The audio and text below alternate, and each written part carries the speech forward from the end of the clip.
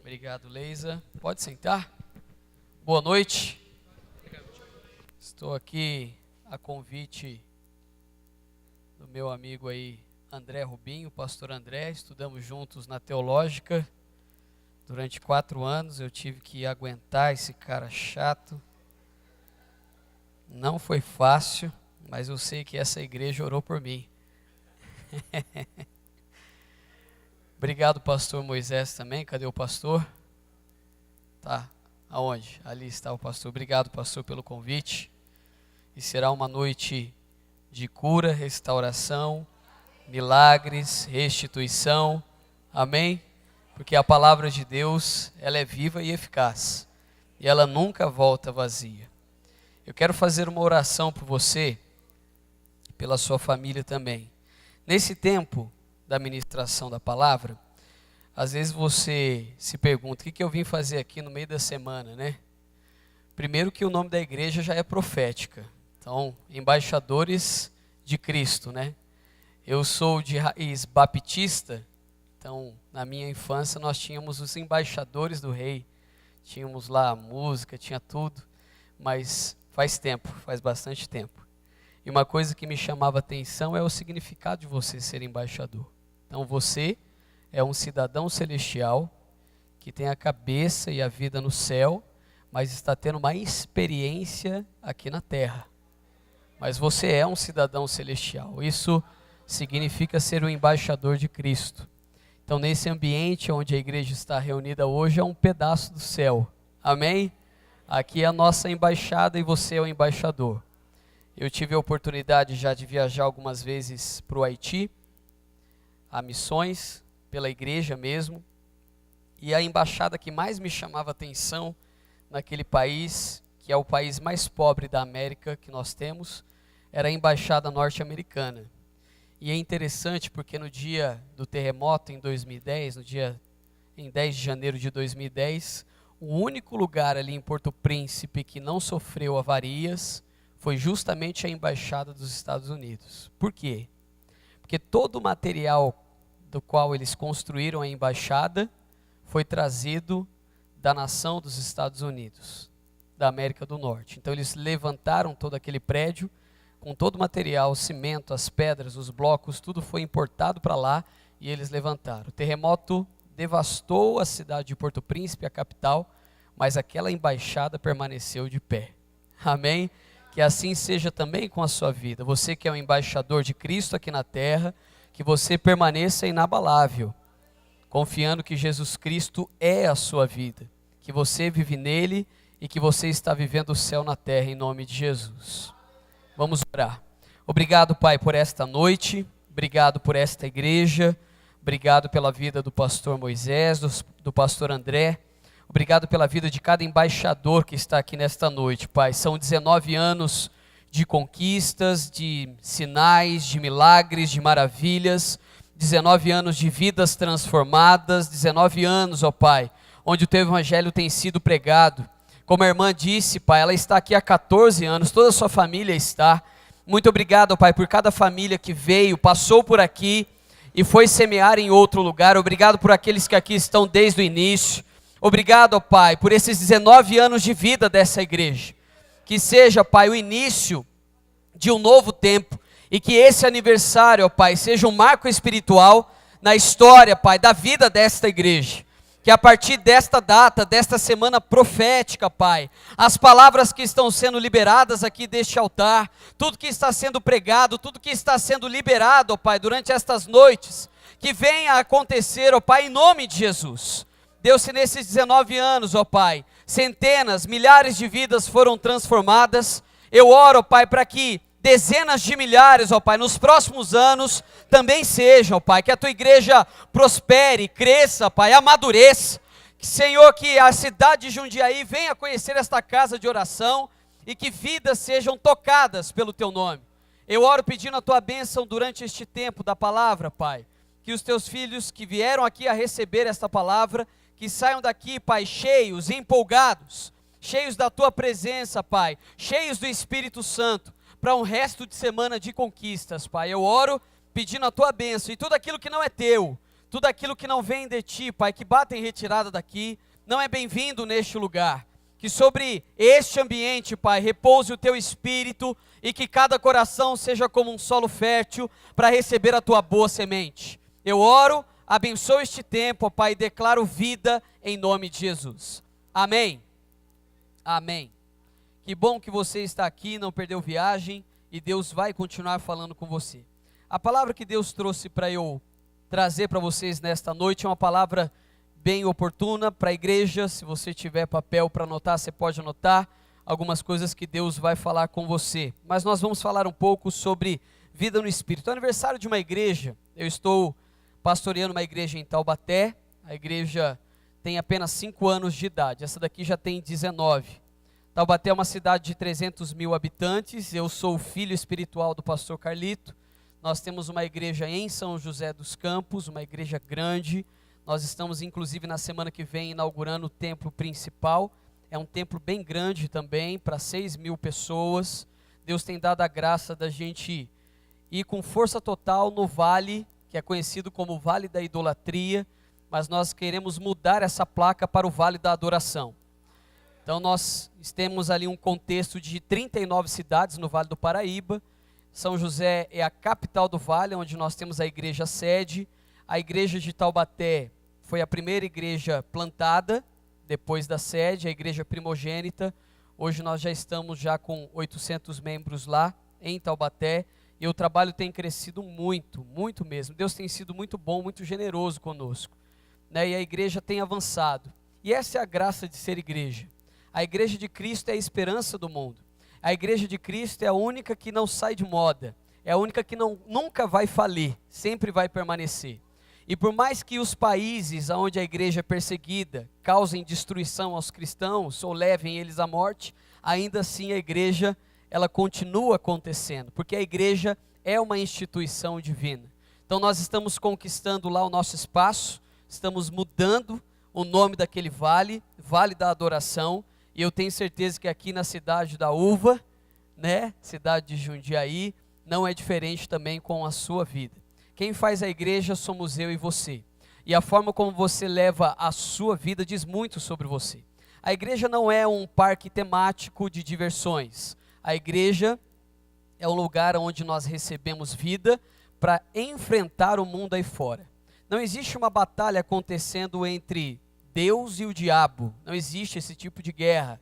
A guerra é entre a nossa mente e os demônios e Satanás. Porque entre Deus e diabo, Deus é muito bem resolvido, Ele já venceu, já está consumado, amém? Mas a nossa batalha é a nossa batalha diária, para fazer com que o reino de Deus avance. Neste exato momento acontece uma batalha aí nas regiões celestiais, entre Satanás, seus demônios, os anjos, para tentar o quê? Para tentar fazer com aquilo que está sendo pregado, aquilo que você cantou, aquilo que você profetizou com a sua boca, não tenha nenhum tipo de valor. Então hoje você é chamado a não ser um crente, cliente da igreja, embaixadores de Cristo. Você é chamado para a guerra. A igreja é feita por guerreiros, por batalhadores, por vencedores. Amém?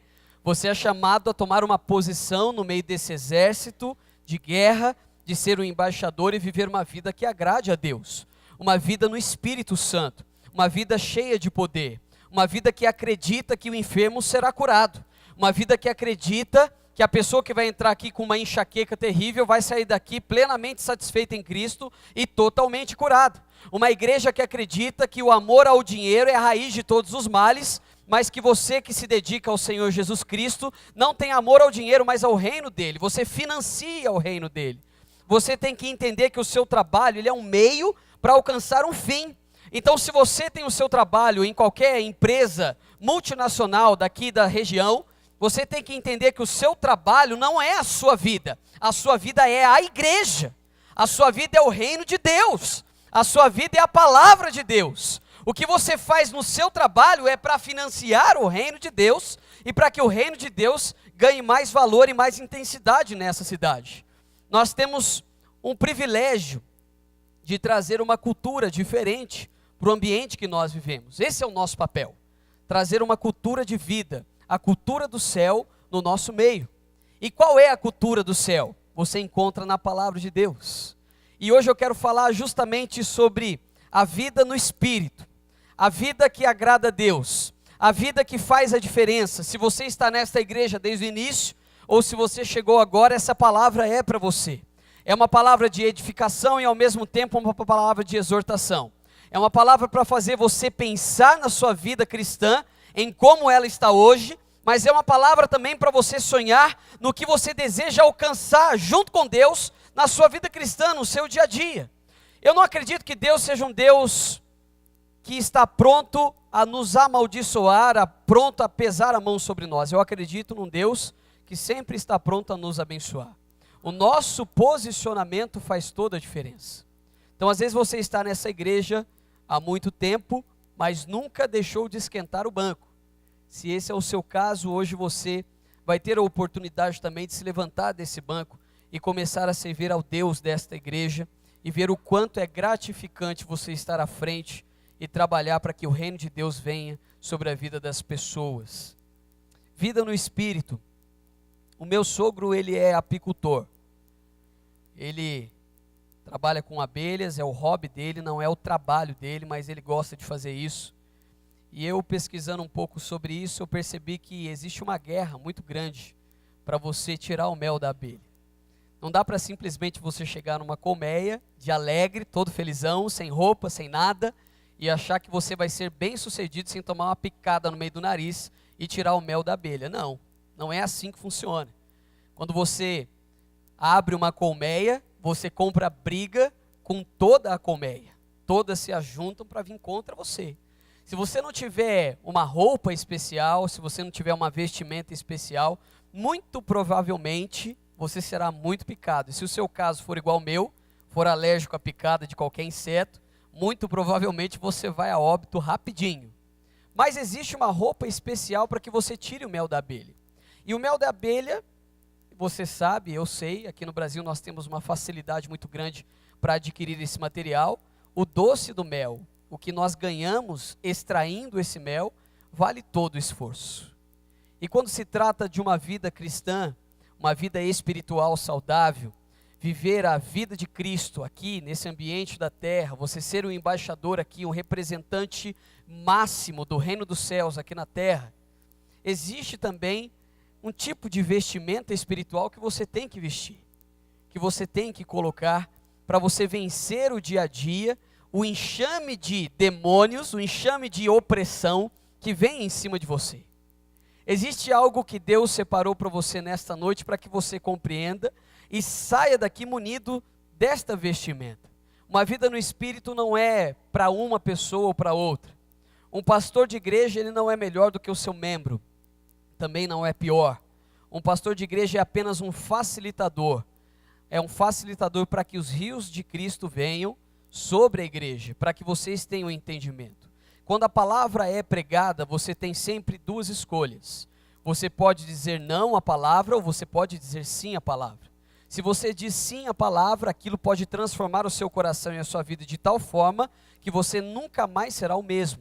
Mas ao mesmo tempo, se no seu coração você nega a palavra, pode ser que aquele ensinamento você nunca mais tenha. Então se atente ao que Deus vai falar para você. O grande desafio da vida cristã não é aprender algo novo, e sim desaprender antigos costumes. A religiosidade no nosso país, ela é tão forte. Cote, você deve conhecer o pastor Cote, ele explica isso de uma maneira toda especial.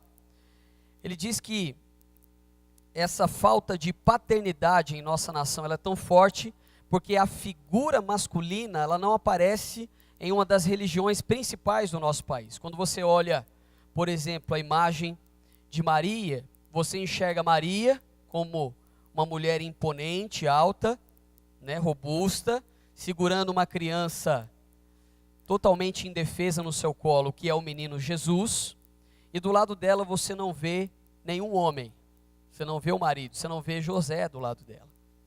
Isso tem feito da nossa nação uma nação órfã, uma nação que tem vivido com base na religiosidade, uma nação que infelizmente tem batalhado e muitas vezes patinado e não sai do lugar. Uma nação religiosa. Se você pergunta no Brasil se as pessoas conhecem Jesus, elas naturalmente dizem que sim. Mas na realidade elas sabem ou já ouviram falar nesse nome, mas não o conhecem de fato, porque conhecer uma pessoa implica em relacionamento. E relacionamento você precisa ter dia a dia, conversas diárias. Você precisa andar de mãos dadas. A Bíblia diz que Adão tinha um relacionamento com Deus. Por quê? Porque todos os dias Deus descia no jardim, os dois caminhavam, conversavam, papeavam, então eles tinham um relacionamento. Então muitas vezes o que acontece com você, na sua vida cristã, se você é daqueles que pergunta, mas por que a minha vida cristã nunca vai para frente? Por que eu não consigo romper? Por que eu não consigo orar? Por que eu não consigo ler a Bíblia? Por que eu não consigo dar um passo na minha vida cristã? Muitas vezes você precisa desaprender algo velho, com base na religiosidade, e aprender a viver e a ter um relacionamento com o Espírito Santo e com o próprio Jesus. Amém? É o que você necessita para dar aquele gás, para dar aquela vitória, para você gritar o aleluia, para você sair daqui empolgado. Se a sua vida cristã, ela se limita muitas vezes a vir no domingo na igreja ou durante a semana, num culto de oração, numa reunião, numa vigília, e você sai do mesmo jeito que você entrou, e muitas vezes sai até pior, então a vida cristã sua não tem valor algum. É tempo de você fazer uma autoavaliação, e todo cristão precisa passar por isso. São 19 anos de igreja. Se essa igreja não se autoavaliar praticamente todos os dias, ela pode estar condenada ao fracasso. Deus muda, pastor, de forma alguma, mas nós mudamos constantemente. Então sempre nós precisamos de um alinhamento. E o alinhamento vem através da Bíblia e através da direção do Espírito Santo. Então se você, nesta noite, tem feito essas perguntas para você, por que a minha vida nunca vai para frente? Por que a minha vida cristã é sempre esse marasmo, é sempre a mesma coisa? Eu, na realidade, tenho uma outra pergunta para você, porque o que move o mundo não são as respostas, mas as perguntas. Será que não está na hora de uma autoavaliação na sua própria vida cristã? Porque nós vivemos também em um mundo onde tudo é muito rápido, tudo é fast food, toda resposta tem que vir na mesma hora. No meio de tanta comunicação através das redes sociais, nós temos vivido também uma lacuna muito grande nos compromissos, nos relacionamentos. Tudo é fútil, tudo é descartável, e acabamos que trazemos isso também para dentro da igreja. Mas uma vida no Espírito prega outra coisa. O grande desafio é esse, não é aprender algo novo, e sim desaprender antigos costumes. Em Êxodo 3, capítulo 8, fala um pouco sobre os povos que o povo de Israel precisou conquistar na conquista da terra prometida. Preste atenção nesse texto. Por isso desci para livrá-lo das mãos dos egípcios e tirá-los daqui para uma terra boa e vasta, onde manam leite e mel, a terra dos cananeus, dos hititas, dos amorreus, dos ferezeus, dos heveus e dos jebuseus. Olha que coisa interessante. A Bíblia nos dá uma lista de alguns povos que precisavam ser conquistados. E é o interessante da Bíblia, e ela é perfeita em tudo, é que cada povo desse tem uma peculiaridade, tem uma singularidade, que se aplica muito com o nosso dia a dia, que se aplica muito com a nossa vida e um nível de opressão que muitas vezes nós estamos sentindo. E eu quero falar um pouco sobre esses povos e como fazer para conquistar na sua vida cristã, uma vida no Espírito, uma vida cristã saudável, uma vida que agrade a Deus. Quando você está subindo, qualquer peso a mais se torna uma tonelada. Se você nesta noite quer tornar a sua vida cristã saudável, a vida no Espírito, um relacionamento com o Espírito Santo, é o que eu falei, você precisa desaprender algo que talvez esteja te atrapalhando. Um peso morto. Quantos aqui são fãs de exercício? Levante a mão, vamos ver o quanto a igreja aqui. Meu Deus, estamos precisando de um avivamento nessa área, hein, pastor? Não é verdade? Então, temos um personal, vamos fazer ele então a pessoa que mais vai dar o dízimo na igreja, de tanto aluno que ele vai ter. O dízimo mais alto vai ser o seu, pelo número de pessoas aqui, rapaz. Mas olha só, quando você está fazendo exercício numa corrida, por exemplo, você precisa daquelas roupas mais leves possíveis. Você precisa de um bom tênis, ou se você está fazendo academia, porque quando você está numa maratona, qualquer peso vira uma tonelada. E na vida cristã do mesmo jeito, às vezes você está naquela busca, naquela constância, você quer mais de Deus, mas você tem carregado pesos que não te pertencem, tem carregado coisa que não é sua. Então na caminhada, na vida cristã, na vida do Espírito, quando você está subindo, qualquer peso morto, qualquer peso gera uma tonelada. Então se nessa noite você tem visto na sua vida algumas coisas que não condizem, você tem vivido uma vida no pecado em vez de viver no Espírito, você tem vivido uma vida mais ou menos, uma vida meia boca, medíocre no que diz respeito à vida cristã, faça uma autoavaliação. A graça de Deus pode trazer o renovo que você tanto necessita e o quanto você precisa. Resultados, eles não são acidentes, resultados, eles são provocados.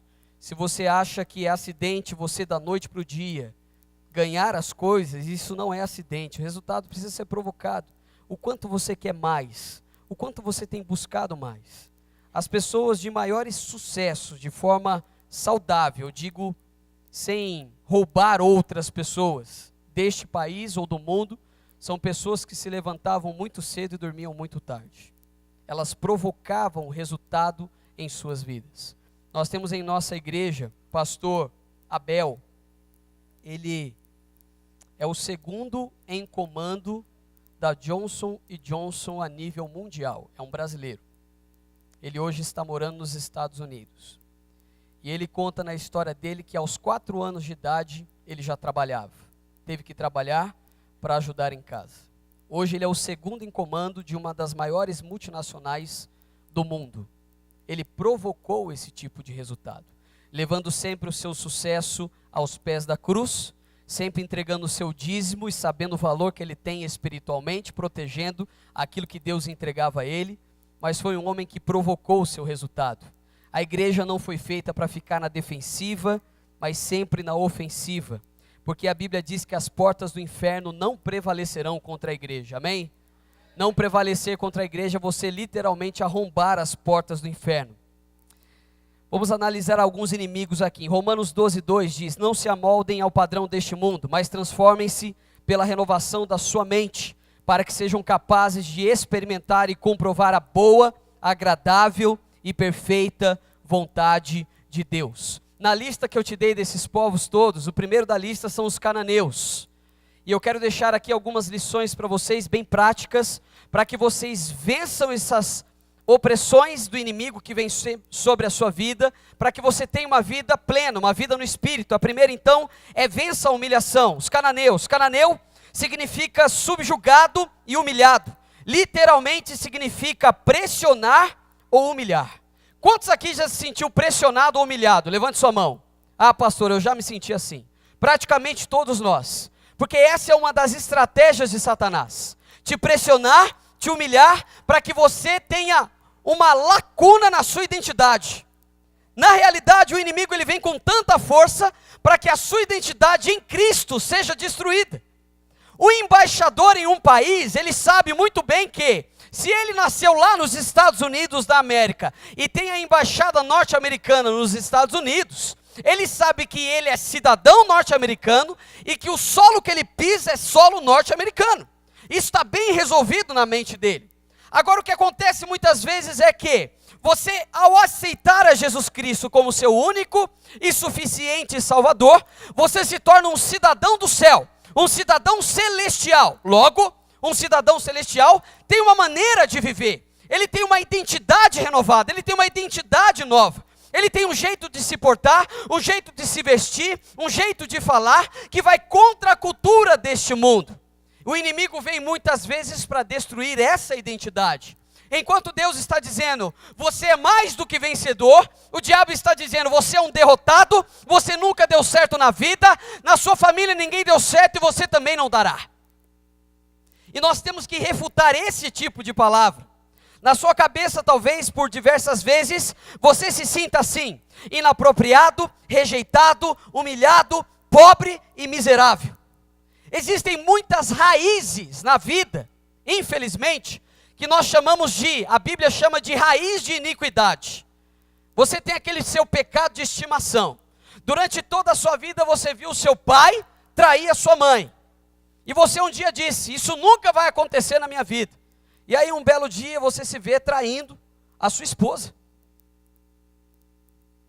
Perpetuando a maldição, a iniquidade. Iniquidade é raiz, pecado é fruto. Se você não corta o mal pela raiz, você já deve ter ouvido esse ditado, cortar o mal pela raiz, isso continua se repetindo geração após geração. Infelizmente. E essa humilhação que vinha sobre o povo de Deus, vencer os cananeus, era porque eles sofreriam mesmo muita humilhação por parte deles. Em Isaías 58:11 diz para você, é uma palavra para o seu coração: o Senhor o guiará constantemente, satisfará os seus desejos numa terra ressequida pelo sol, e fortalecerá os seus ossos, amém? Você será como um jardim bem regado, como uma fonte cujas águas nunca faltam. É a promessa de Deus para você que tem que determinar o sucesso da sua vida, não a humilhação que Satanás traz sobre você. É por isso que a Bíblia existe. Tem muita gente que se contenta simplesmente numa geração chamada geração YouTube. Eles vão lá e procuram no menu o que melhor se encaixa para a vida dele. Mas quando vem uma palavra profética de encontro, para uma transformação genuína da vida, isso é duro demais para mim, eu não vou aceitar esse tipo de palavra. Mas ao mesmo tempo que existe a promessa sobre a sua vida, existe também a luta que você tem que ter constantemente contra os seus próprios desejos pecaminosos. E Deus te chama nessa noite a vencer a humilhação.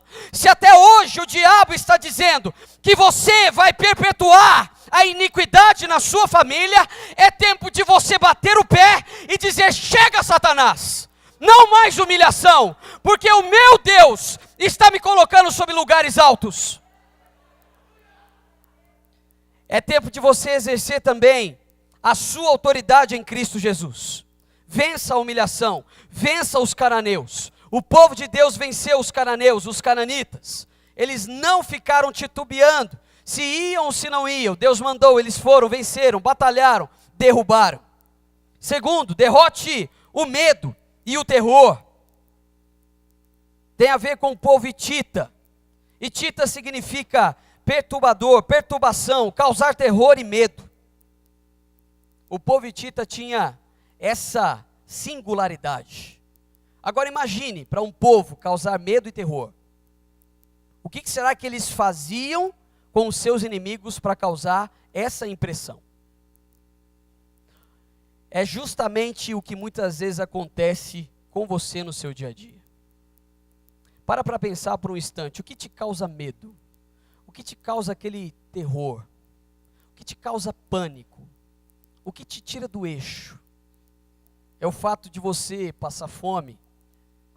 É aquele pânico inesperado que você não sabe explicar quando você menos espera, a noite vai chegando, vai escurecendo, você já vai entrando naquele estado de catástrofe, tudo que está acontecendo, só não tem nada acontecendo, mas parece que o mundo vai cair sobre os seus ombros, sobre a sua cabeça. O que será que acontecia? Sabe qual que é o oposto do medo? É a fé. O oposto do medo é a fé. O medo é um espírito, não é um sentimento. É um espírito maligno e é por onde muitas vezes o inimigo entra. Em Êxodo 3:7 diz: faz tempo que venho observando a aflição do meu povo no Egito. Deus falando: ouvi o povo clamar por livramento das mãos dos seus senhores e conheço muito bem o sofrimento dos israelitas. Se você tem sentido medo, se você tem sentido esse terror de algumas coisas na sua vida, de alguns assuntos, essa época de crise que nós temos vivido no Brasil, eu quero te dizer que o mesmo Deus que olhava para os israelitas olha para você nessa noite. E da mesma forma que ele via a aflição do seu povo, ele não é um Deus que passa o olho e fala: não, para você eu não vou dar atenção, porque você não está orando como deveria. Para você eu não vou dar atenção, porque você não se ajoelha quando você ora. Para você eu não vou dar atenção, porque você não vai de terno na igreja. Para você eu não vou dar atenção, porque você... Deus não olha a gente dessa forma. Ele é um Deus de amor, de graça. Ele olha para você e vê a sua aflição. Sofrimento nesse texto significa tristeza e dor, tanto em termos físicos quanto mentais. A opressão era tanta do povo de Israel no Egito que eles estavam sofrendo mentalmente. A opressão na cabeça, eles estavam literalmente com uma cabeça de escravo. Vida de escravo, cabeça de escravo. A aflição é uma palavra hebraica derivada de um termo que significa opressão. Mas além de opressão, ela também significa estar prostrado, olhando para baixo, perturbado, enfraquecido, abaixado, humilhado, envergonhado, fraco. Derrote o medo e o terror.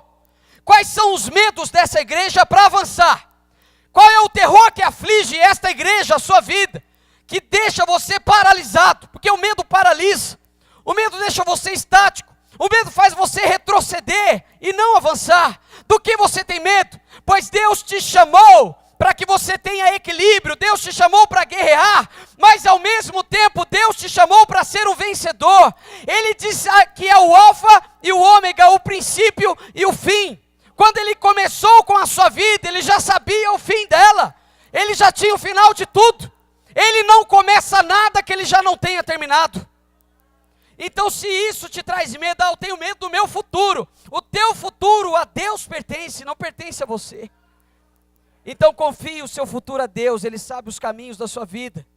Porque Deus não nos deu um espírito de medo e timidez, mas um espírito de poder, de amor e de autodomínio. Mas em todas essas coisas, nós somos mais que vencedores, por meio daquele que nos amou.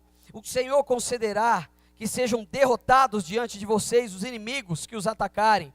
Virão a vocês por um caminho e por 7 fugirão, amém? Deuteronômio 28, 7, Jeremias capítulo 1, versículo 5, antes de formá-lo no ventre, eu o escolhi, antes de você nascer, eu o separei e designei profeta às nações. Existe um plano perfeito para você e ele já está escrito. Ele já está escrito. Terceiro que eu quero deixar para vocês aqui, terceira lição prática, escolha qual voz ouvir. Tem a ver com o povo amorreu. O que significa amorreu? Amorreu significa conversador assassino. Uma espiritualidade distorcida se forma porque não condicionamos nossos ouvidos a ouvir a voz verdadeira. Por vezes, ouvimos uma voz doce e suave, mas não se engane, porque muitas vezes nessa voz doce e suave, essa voz doce e suave, não é a voz de Deus. É a voz do inimigo ou é a voz do seu coração, que também é nocivo. Porque a Bíblia diz que o nosso coração é enganoso. E o que o mundo vive dizendo? Nessas músicas, vive dizendo em alguns slogans, olha, segue o teu coração. Em alguns filmes, segue o teu coração. Não sabe o que fazer, segue o teu coração.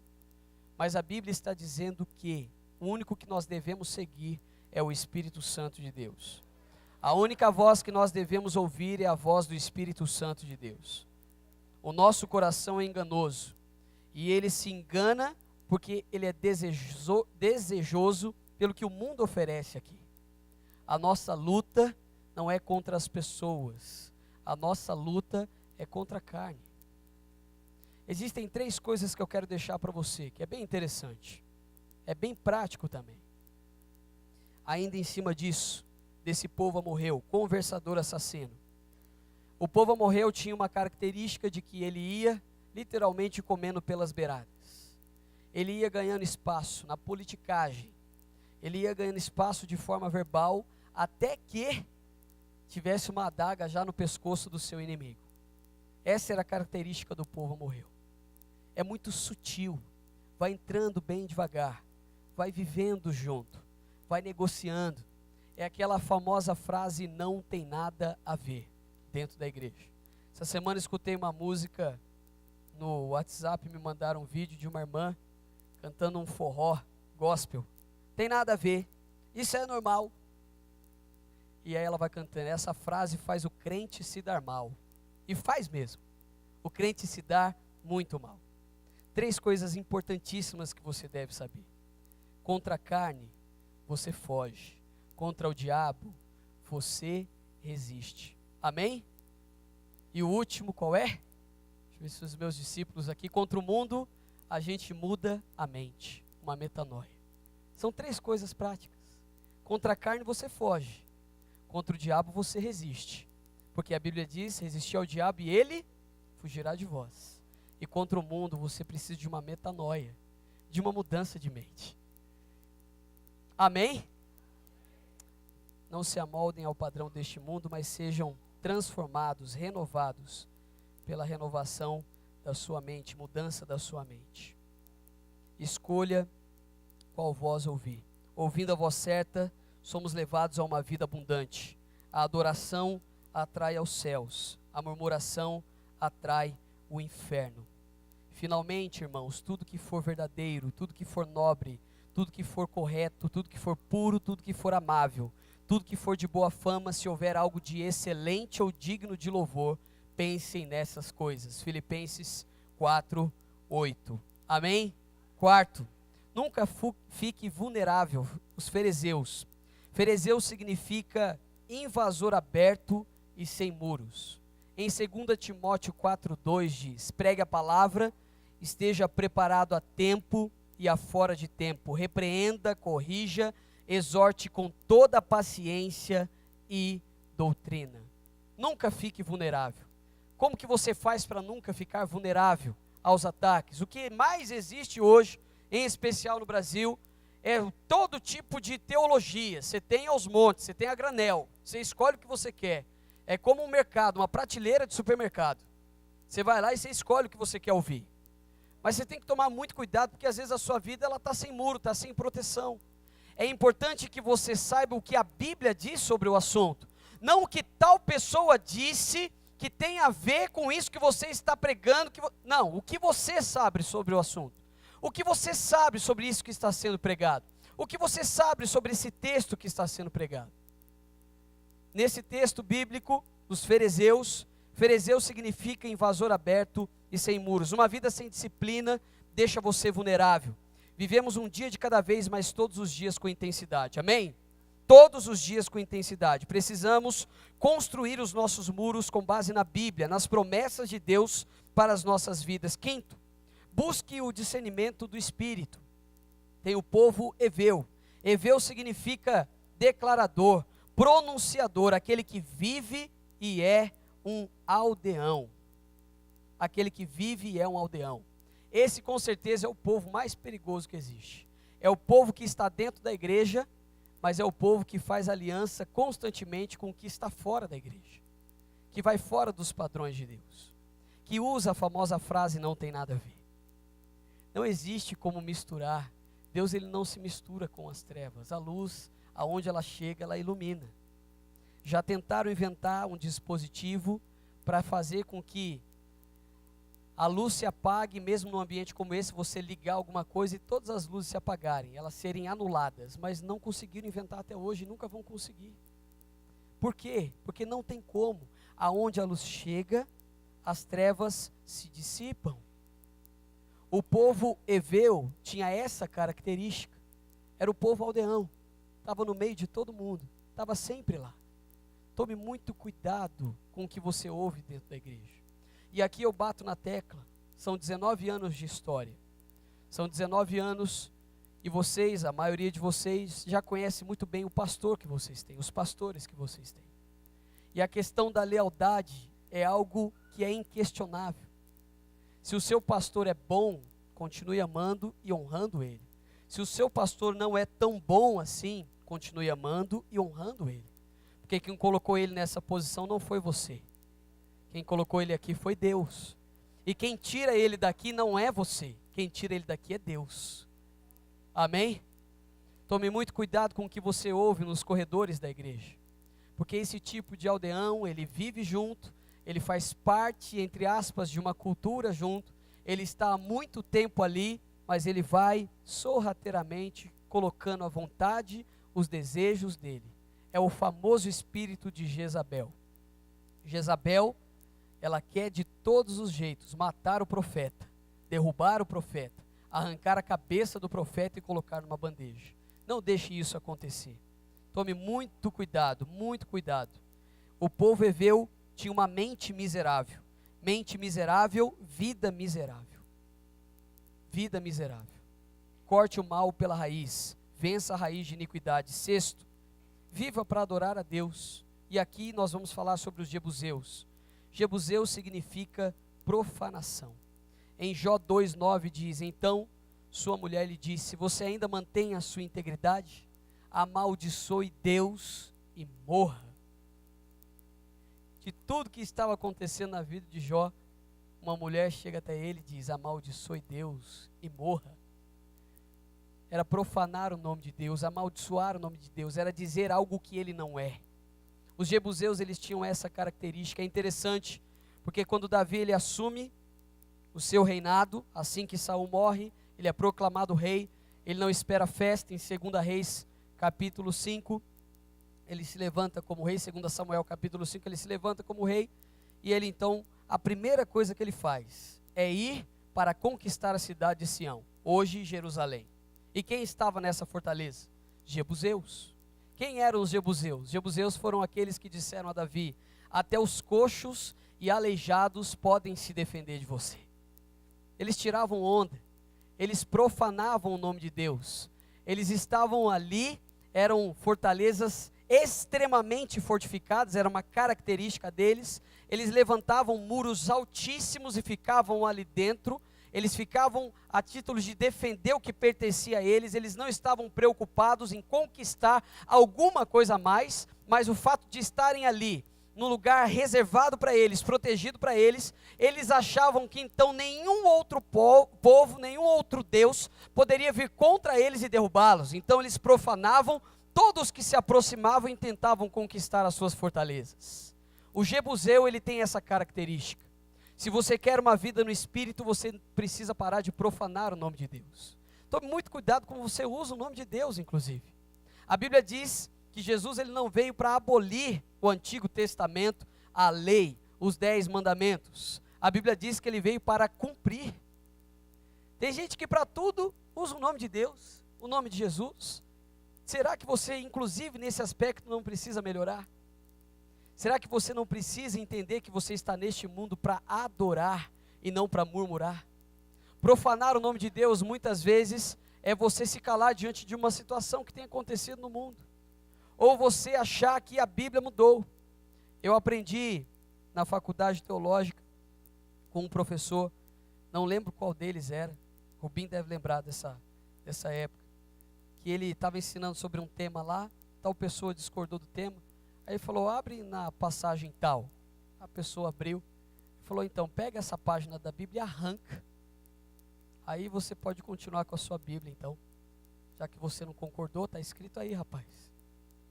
E isso sim, nós estamos neste mundo para adorar, e um dos propósitos de Deus para a nossa vida, que nós continuaremos a fazer no céu, é a adoração. Os jebuseus vieram com essa palavra sobre Davi, e Davi então encontra um espaço.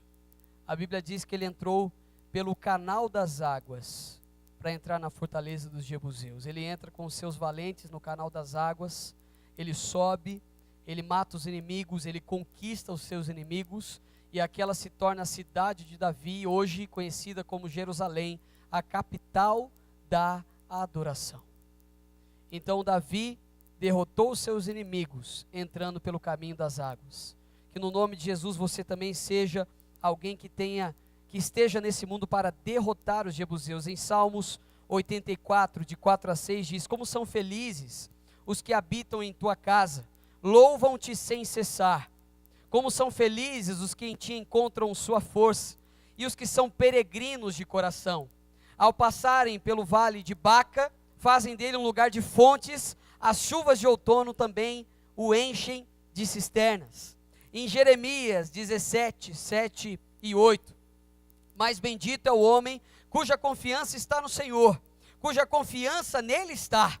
Ele será como uma árvore plantada junto às águas, e que estende as suas raízes para o ribeiro. Ele não temerá quando chegar o calor, porque as suas folhas estão sempre verdes. Não ficará ansiosa no ano da seca, nem deixará de dar frutos. Amém? Nós somos o povo que está aqui para adorar a Deus. Se está tudo bem, nós adoramos. Se não está tudo bem, tão bom assim, nós adoramos também, porque sabemos que o nosso Redentor vive. Nós não somos o povo que vive de estação em estação, ora bem, ora mal, Nós somos o povo que vive numa constante. Nós continuamos a nossa subida, a nossa caminhada. Nós resistimos a Satanás, mas não damos um passo para trás. Nós continuamos avançando um passo de cada vez, com os olhos fitos na cruz de Cristo. Ela é o nosso objetivo. É para lá que nós temos que olhar. Nós estamos conquistando dia após dia. Se nós estamos aqui hoje completando 19 anos de igreja Embaixadores de Cristo, o que dirá os próximos 19 anos? Que seja de muita fartura, de muitas vidas, um lugar ainda maior. O que você sonha para essa igreja? O que você sonha para a sua vida espiritual? O que você sonha para as pessoas que estão à sua volta? Se você acha que esse lugar está bom, aqui está satisfatório, você está muito enganado. Se o nosso Deus é grande, o maior lugar de Jundiaí tem que ser para essa igreja aqui. Em nome de Jesus. Se Deus tem nos dado a graça de construir um auditório para 6.000 pessoas sentadas em São José, por que nós não podemos construir em Jundiaí também? Amém? Existe uma profecia que diz que aqueles estádios construídos para a Copa, eles serão usados para a igreja de Cristo. Amém? Porque muitos estão com o mato alto, porque ninguém consegue ir até os estádios, é muito distante, principalmente do lado lá do Nordeste. Existe uma profecia de um homem de Deus que diz que esses estádios, eles serão usados para a adoração ao Deus vivo. Amém? Igrejas lotadas, templos alugando lugares ainda maiores, para que a família aumente. Não pense pequeno se você tem um Deus grande, pense grande. Hoje a tua igreja completa 19 anos de vida, e um dos presentes que você pode dar a ela é ter uma vida no Espírito, é ter uma vida que agrade a Deus, é deixar de ser um crente cliente nessa casa de oração e começar a ser um cristão guerreiro, que batalha, que ganha almas para Jesus, que discipula pessoas, que vive uma vida no Espírito e não vive de fachada, vive uma vida correta, na verdade, baseado na palavra de Deus. Amém? Fique de pé no seu lugar, vamos orar. Em Deuteronômio 7, 22 e 23, diz assim: o Senhor, o seu Deus, expulsará aos poucos essas nações de diante de vocês. Amém, igreja? Essas nações que estão vindo contra vocês aqui na Embaixadores de Cristo, vocês não poderão eliminá-los de uma só vez, senão os animais selvagens se multiplicarão, ameaçando-os, mas o Senhor, o seu Deus, os entregará a vocês, lançando-as em grande confusão, até que sejam destruídas. Amém? Do trono dos céus, o Senhor põe-se a rir dos seus inimigos e caçoa deles. Pede-me e te darei as nações como herança, e os confins da terra como tua propriedade. O que você sonha para essa igreja, o que você declara para essa igreja, nessa festa de aniversário, se estiver no coração de Deus, acontecerá. Os planos de Deus, eles não falham. Os propósitos de Deus, eles não falham. Eles vão acontecer. A pergunta é: quem Ele vai usar para que isso aconteça? Você é alguém que está disponível para esta causa ou não? É possível você viver uma vida no Espírito. É possível você viver contra a cultura deste mundo. É possível você derrotar esses inimigos que vêm contra a sua vida, que te oprimem, que fizeram até hoje a sua vida espiritual ficar estagnada, paralisada. Às vezes você retrocedeu, mas é tempo de mudar. É tempo de você dizer um basta às artimanhas de Satanás e ficar com aquilo que Deus preparou, com aquilo que Ele prometeu para você.